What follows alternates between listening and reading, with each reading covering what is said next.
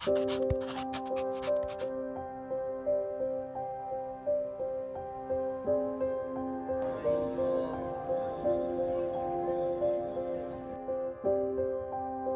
places you visit once and it leaves you with such vivid snapshots of smiles,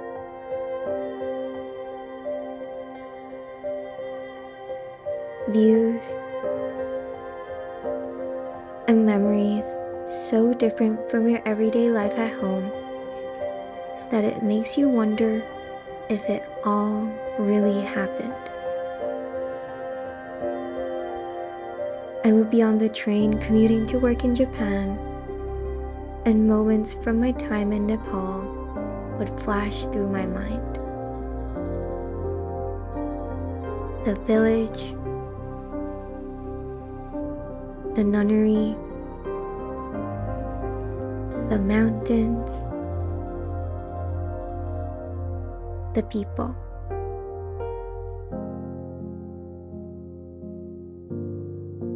All such beautiful moments I come back to from time to time.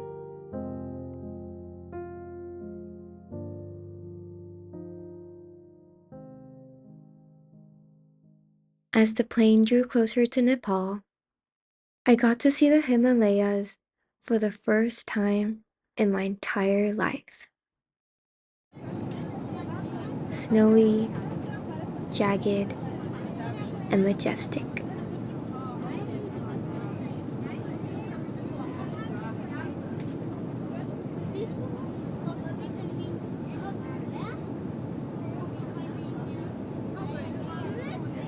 And as we started to descend, the terraced villages on the mountains slowly turned into urban sprawl.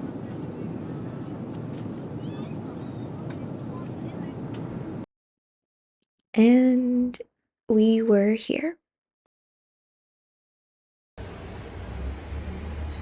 Our first day in Nepal started at the Kathmandu guest house, the serene garden house-esque hotel tucked in the center of Tamil.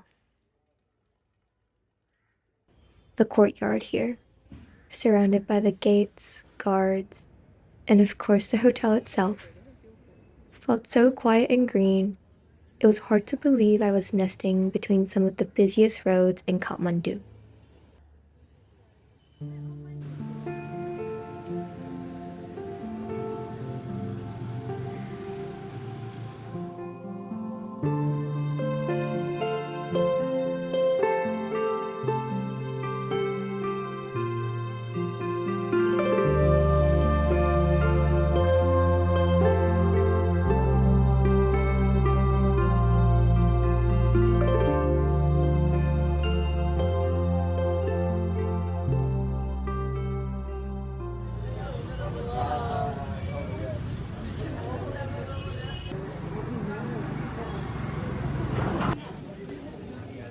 With just one day before heading off into the mountain ranges, I decided to devote the day to a visit to the Buddha Stupa, one of the largest spherical stupas in the world.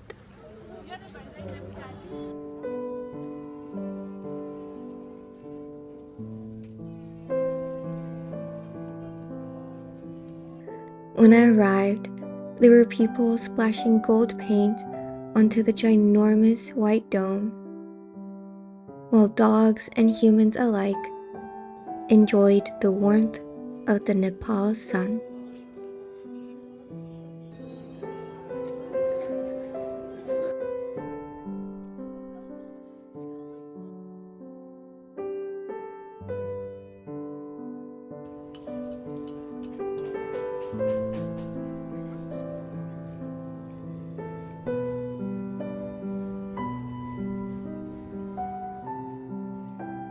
We circumambulated the stupa alongside couples with a whole life together in front of them, to monks who were dedicating their entire life to study and meditation.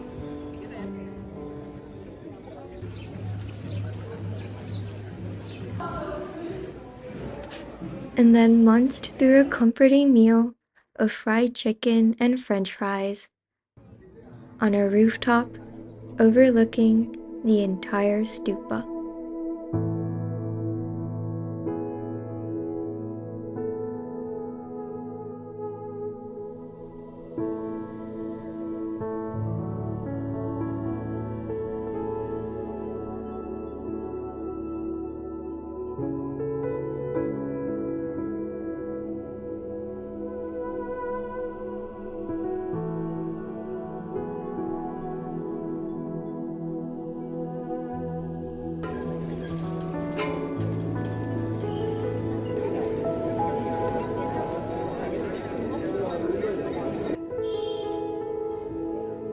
And walked some more around the neighboring streets until we arrived at the Ka-Nying Shedrub Ling, a Tibetan Buddhist monastery right by the stupa.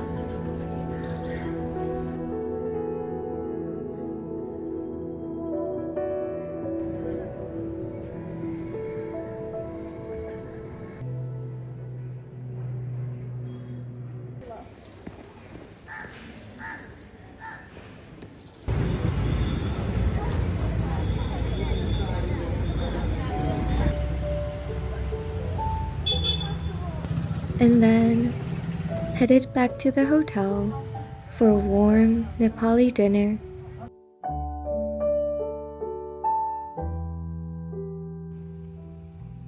and went straight to sleep.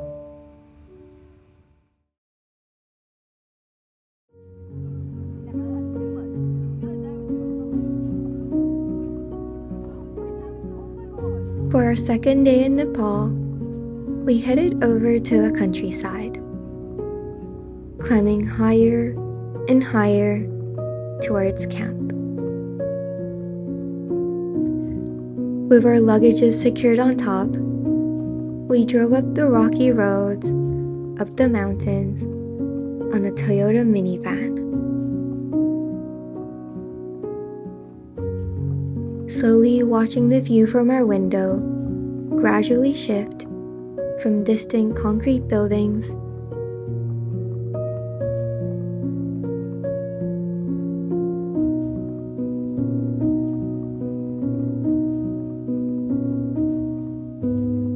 to scenic mountain towns.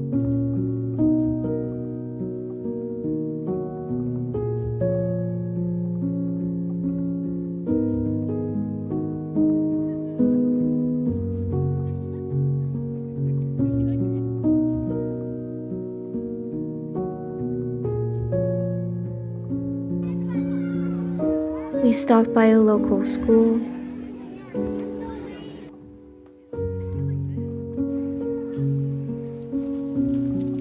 and continued our way up to our tents, aka our home for the next 4 days.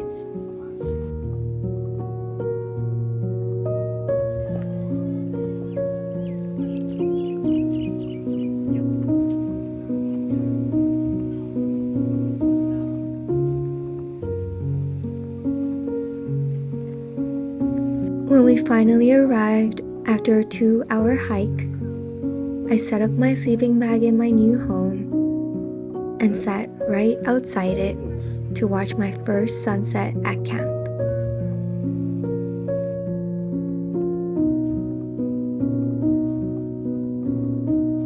Before heading inside the main cabin for a warm, delicious dinner.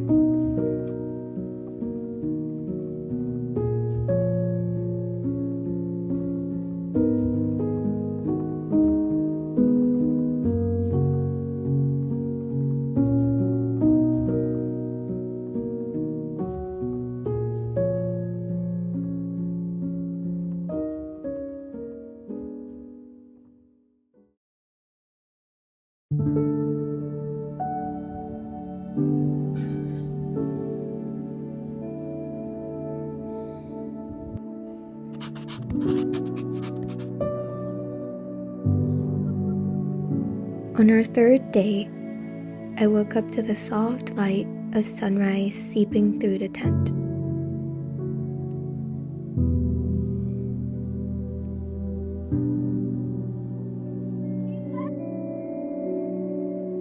From afar, the Himalayas seem small and peaceful, seemingly a huge contrast to the stories I had heard about on the realities faced by those that attempt to climb it.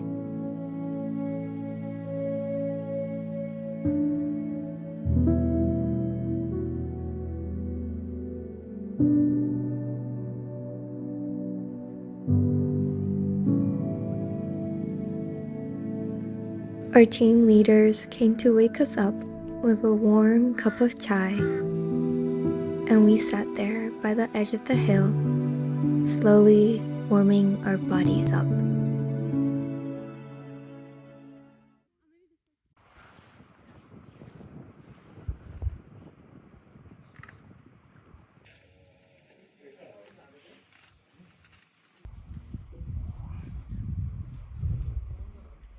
After fueling our bodies with a breakfast of eggs, fruits, and oatmeal, we headed out for the day.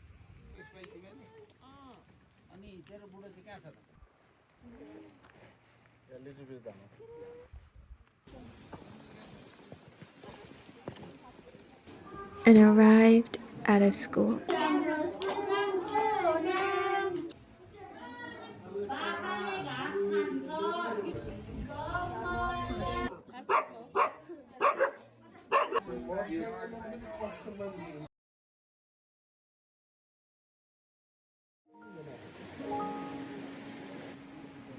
We took the more scenic, gradual route back to camp, while our village chair pointed out the steep shortcuts students and workers would take to navigate the many, many hills.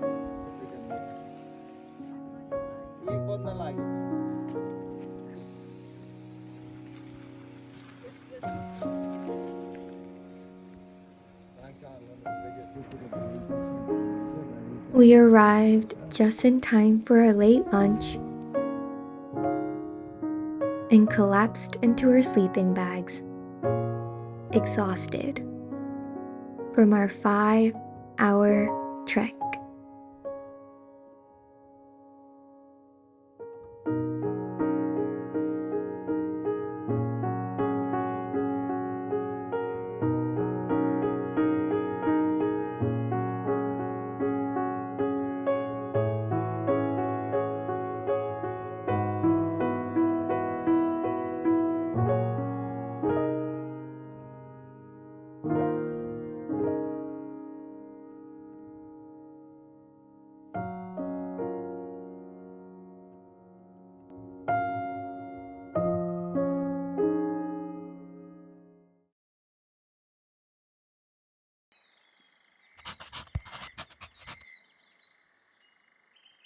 Another day had started as the sun finally reached the summit of the mountains.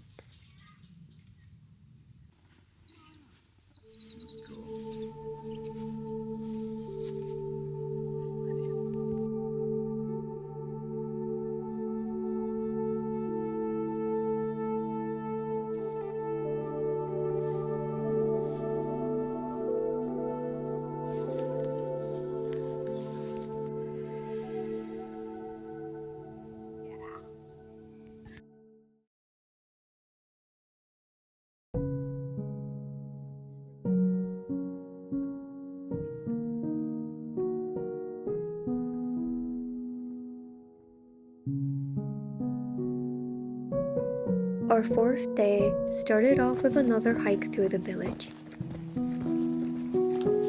But this time, we also went to check whether the water system in the village was working properly. The system that carries water all the way up from sea level to the many families that live in the mountains.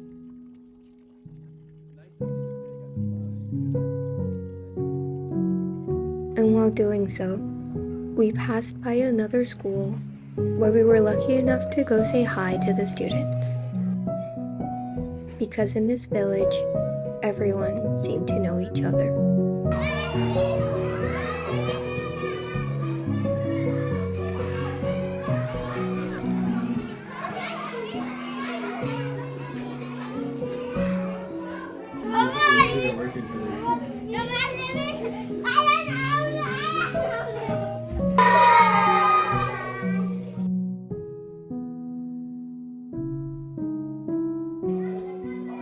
The teachers, the village coordinators, the parents, the passerbys, and of course, the children.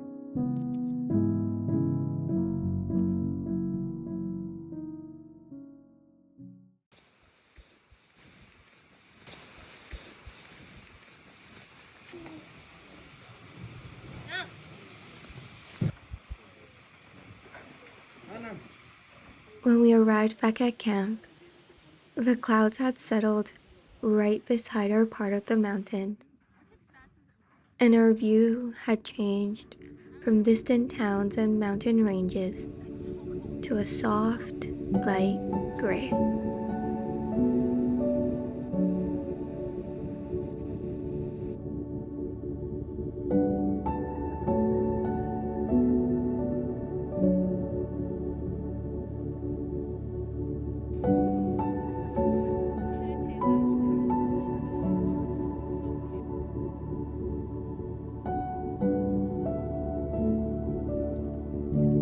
Which then opened up to the orange sun slowly heading back into its nest.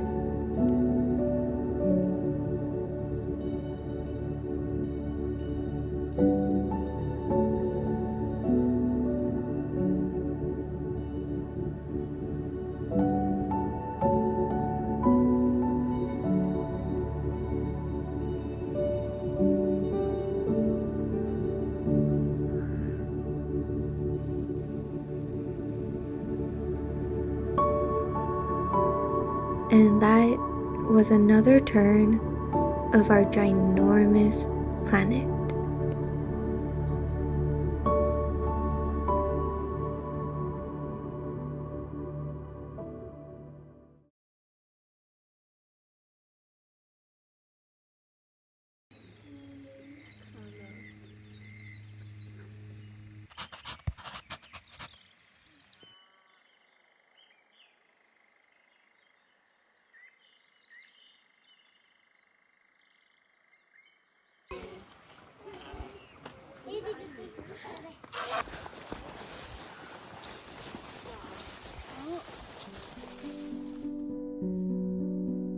On our 5th day, we headed out on a 2-hour hike to go meet the oldest member of the village, who also happens to be the only remaining person in the village that had built everything, from his house to the kitchen stove, all by himself.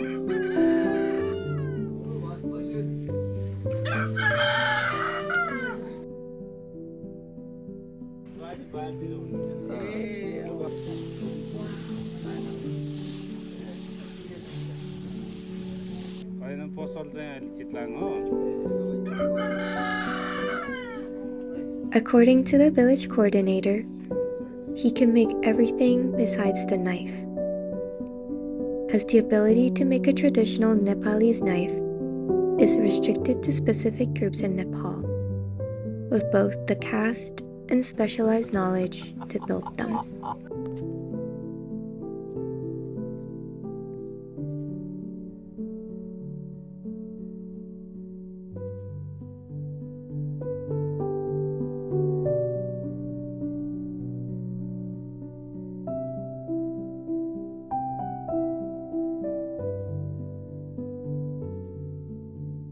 And then we headed back on another 2-hour trail back to camp, with a whole new level of appreciation for all the tools, infrastructure, and equipment that were back at camp.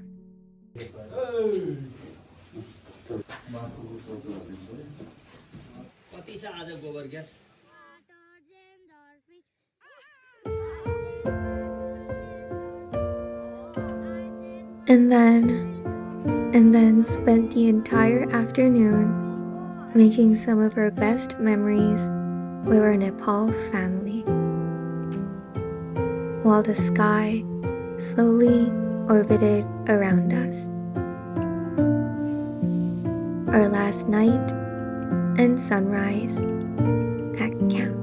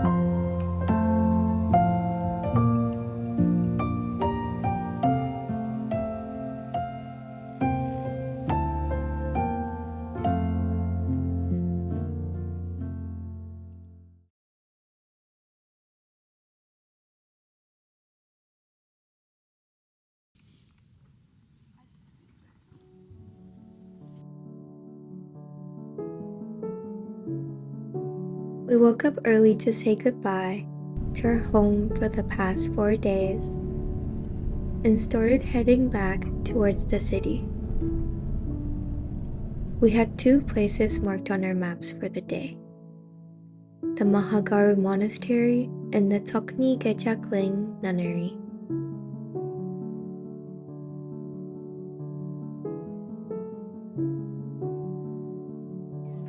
In the sacred town of Dali lay our first destination, the Mahaguru Monastery, known for its giant statue of the Guru Rinpoche and nearby sacred caves where Guru Rinpoche himself had used for his meditations.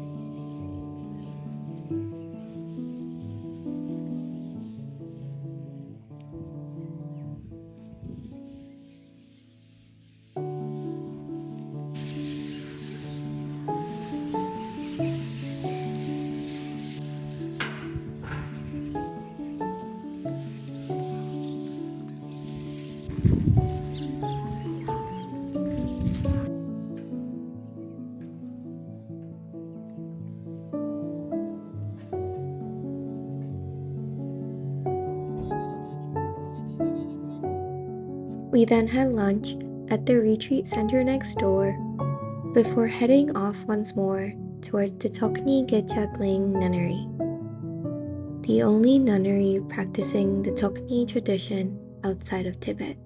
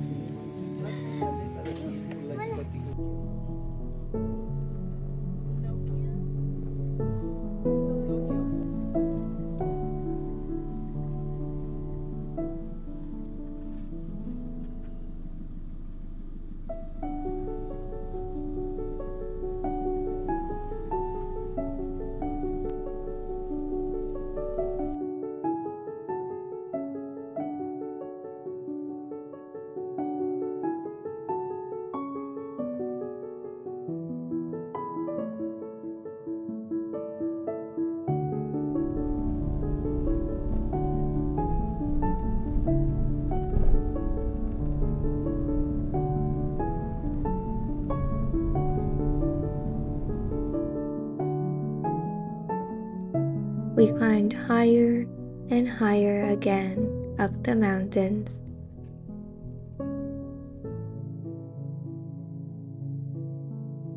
And there it was.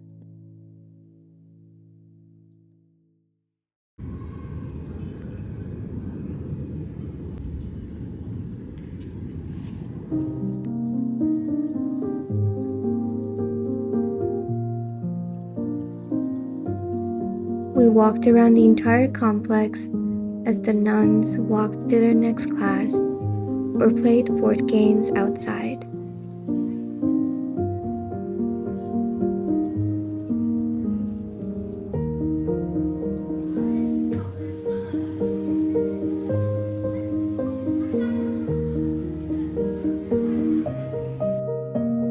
And then wandered through the Buddha hall, lingering at the golden statues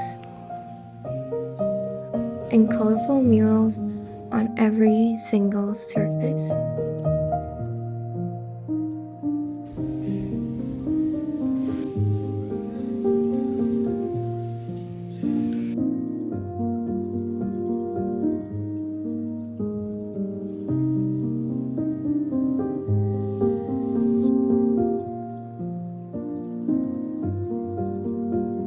Built at the top of the mountain, this place felt removed from everything below, as if it belonged to a whole different universe.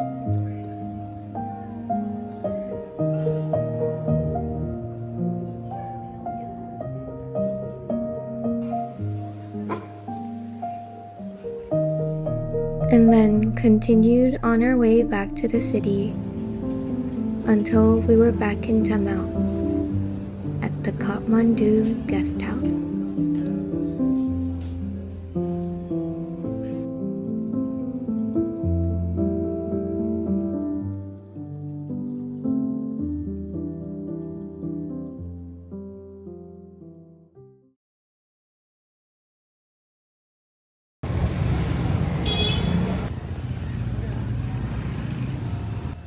For our last day in Nepal, we were back in the chaos of Kathmandu, surrounded by motorcycles honking their way through the traffic, tangled wires scrambling to keep the city running, and of course, animals relaxing without a worry in the world.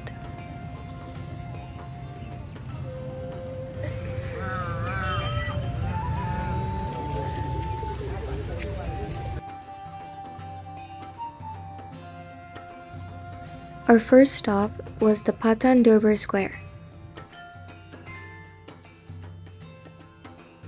a square plot of land that looked distinctly different from its surroundings, like a city of its own.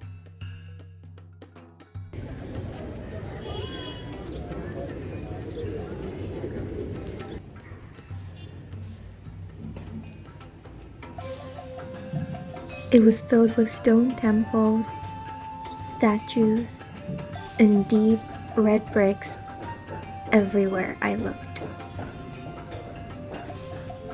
as if we were taken back in time to a faraway dynasty.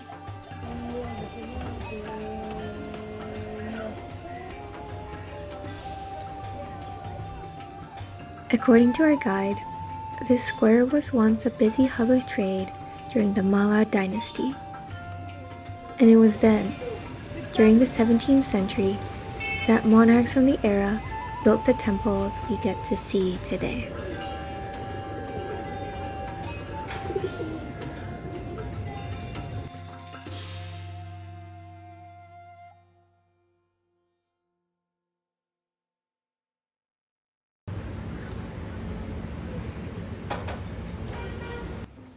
And then we headed towards our final stop of our trip, Swayambunath, also known as the Monkey Temple.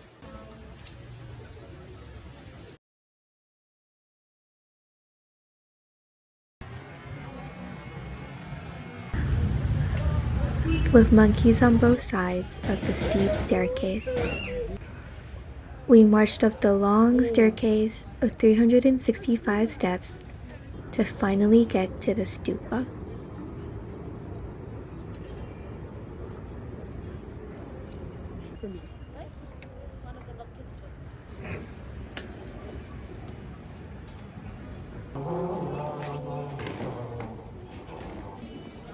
At the top, we circled the stupa twice, listening as our guide told us about the legend that Swayambunath had risen on its own from the center of a sacred lake.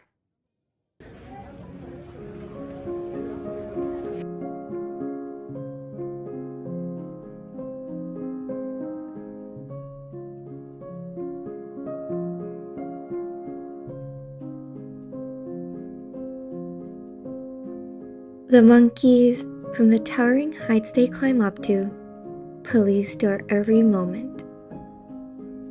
And there, under that scrutiny, I wondered if the monkeys above had truly seen it all.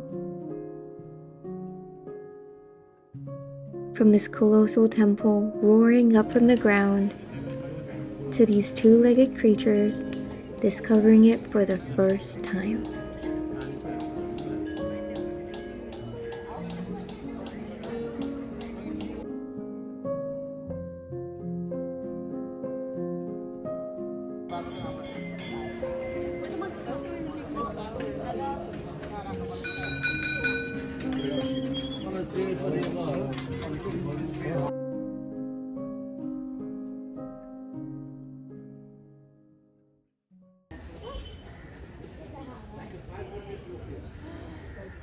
And then headed back to our hotel one last time.